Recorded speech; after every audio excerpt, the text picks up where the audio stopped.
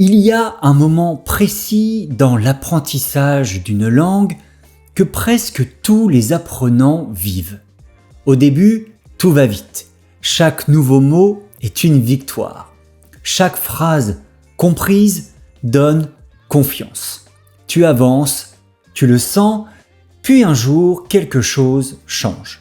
Tu comprends toujours, même beaucoup. Mais parler devient plus flou. Alors tu travailles, tu écoutes, tu fais ce qu'il faut, et pourtant tu as l'impression de tourner en rond. Alors tu te poses cette question silencieuse mais importante: pourquoi ça ne marche plus comme avant? La plupart des apprenants pensent qu'à ce moment-là, il manque de niveau, ou de motivation, ou de discipline. Mais le vrai problème n'est pas là. Le vrai problème, c'est que tu continues à apprendre le français de la même manière, alors que ton niveau, lui, a changé. Et c'est ça que beaucoup de personnes ne voient pas. De B1 à C2, tu ne progresses pas en faisant plus. Tu progresses en changeant de mission. Pour comprendre ça simplement, je te propose une image très claire. Imagine que ton français, c'est une voiture. Quand tu es niveau B1, ta mission, c'est de démarrer le moteur. Et tu apprends à faire avancer la langue, même lentement, même avec des hésitations. Au niveau B2, ta mission va changer. Tu ne cherches plus juste à avancer.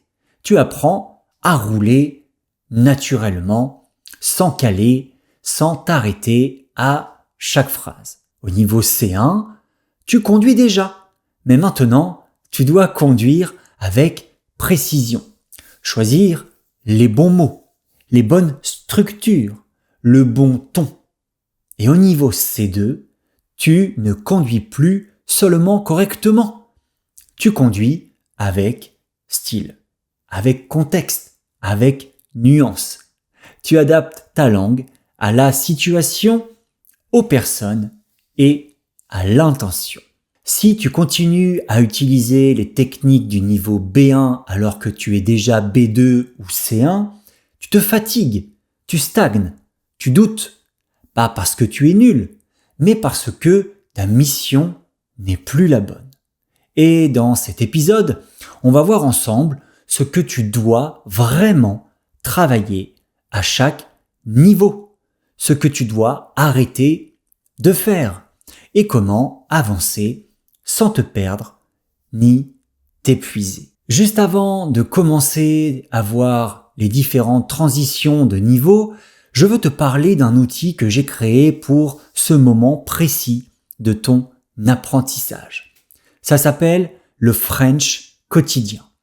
Chaque semaine, tu reçois un plan clair de 7 jours avec une vidéo, du vocabulaire utile, de l'écrit et de l'oral, environ 20 minutes par jour. Pas besoin de réfléchir à quoi faire, tu suis, tu pratiques et tu progresses.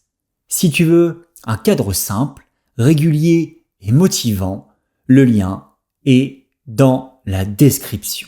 Quand tu es au niveau B1 et que tu veux aller vers le B2, ta mission est simple. Parler plus.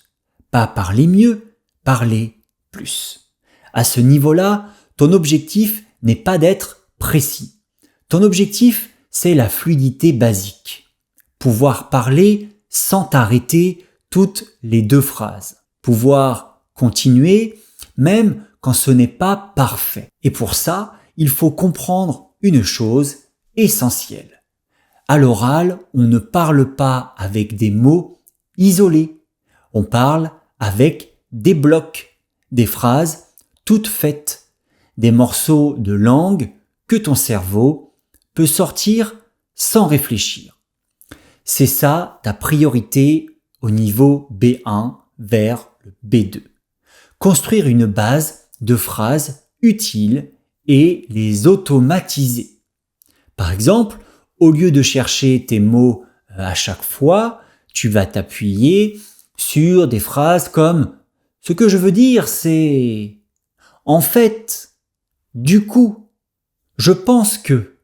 Ça dépend ». Ces phrases ne sont pas compliquées, mais elles te permettent de gagner du temps, de garder la parole et de respirer à l'oral.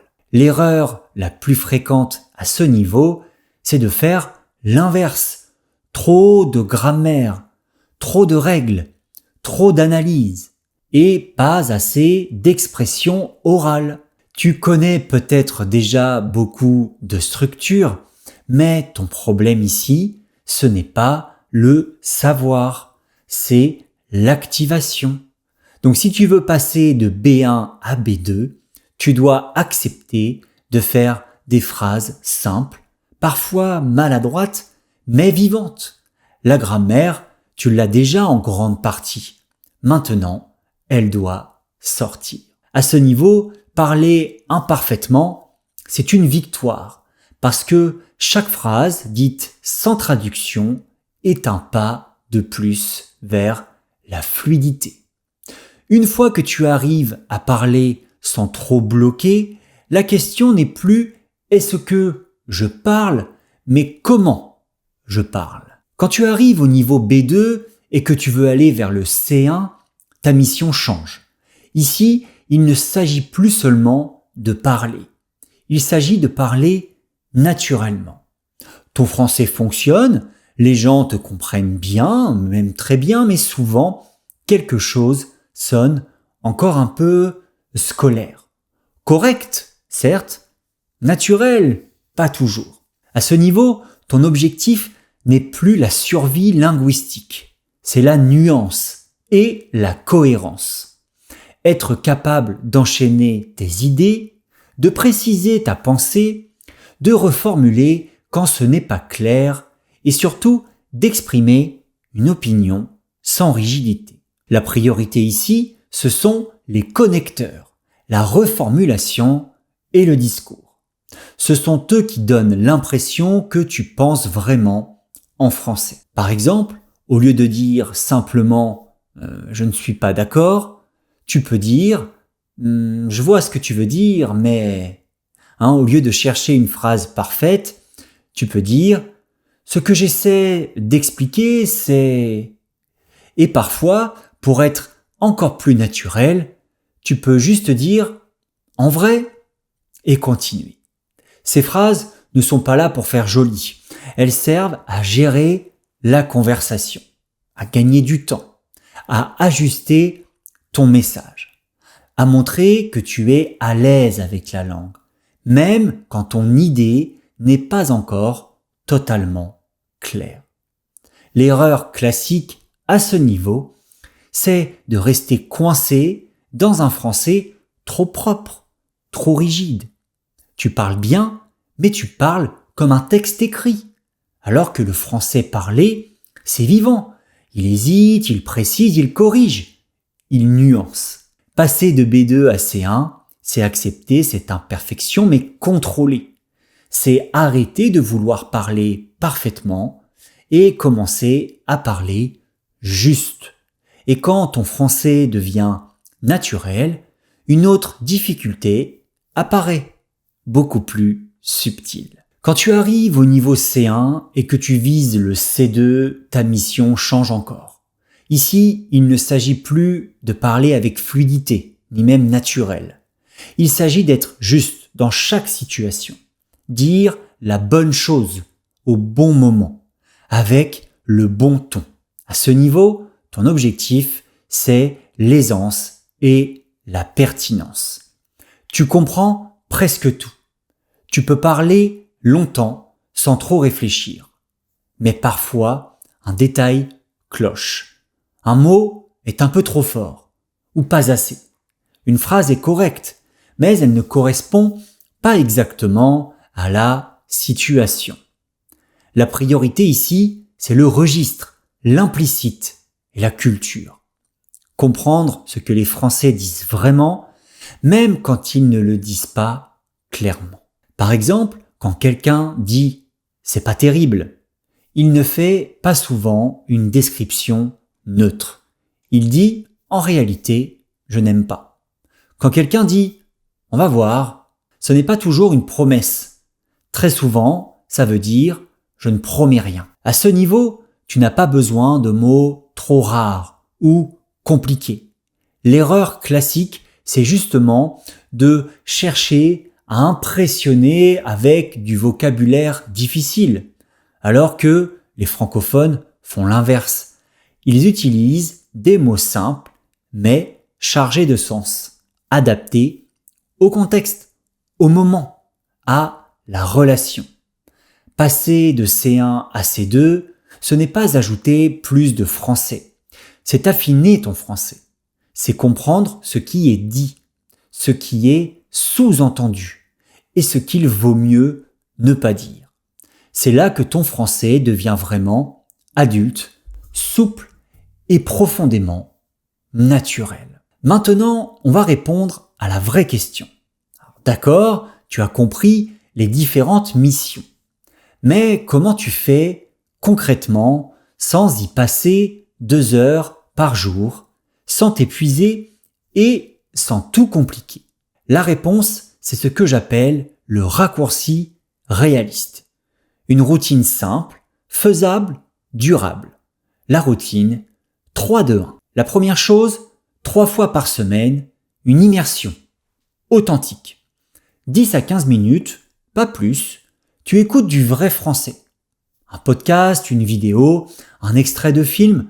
Alors pas pour tout comprendre, pas pour prendre des notes, juste pour habituer ton oreille au rythme, aux expressions, à la logique du français réel. Deuxième chose, 2 fois par semaine, la production.